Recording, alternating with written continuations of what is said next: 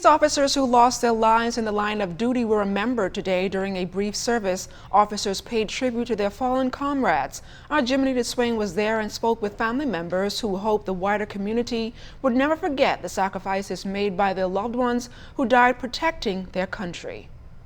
A solemn day for police officers in the country as they held a brief service Sunday to remember 29 colleagues who lost their lives in the line of duty. Officers from every rank and file within the Royal Bahamas Police Force assembled for the wreath-laying ceremony at the Garden of Remembrance on the grounds of the police headquarters. The first wreath was laid by Trustee of the Police Dependents Trust, Gilbert Lloyd. The National Security Minister, Dr. Bernard Nottage, laid the second wreath, followed by family members and officers. Stephen Seymour laid a wreath in remembrance of his son. It's very important to remember all officers that fall in the line of duty, because when you really think about it, they are at the front lines of our protection of the country and the civilians. And it's no more than, I would say, an obligation to the general public to never forget them. Always keep them in mind, no matter how long it be. Because today is me, tomorrow could be you. Seymour said his son died 2 years ago. This also helps the family to cope with the loss as well. Now, when did your son pass on? That was in February 2nd.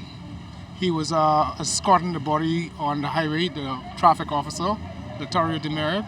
He was escorting the body, and he's somehow, something went wrong, and that's how he lost his life. Siblings Oris and Orion Darville were happy to be a part of the ceremony commemorating the life of their father, Constable Othello Darville, who died 7 years ago. Both were very young at the time. Because it's a remembrance of him, because I didn't get much memory of him because I was only 5. I feel kind of sad and good. Commissioner of Police Ellison Greenslade laid the final wreath of the day. He greeted family members with kind words and introduced them to Gilbert Lloyd, who founded the trust in 1993 to provide for dependents of officers killed in the line of duty. It is a very moving ceremony, and I always get a lump in my throat and a tear in my eye when I see the children go up with the flower wreaths.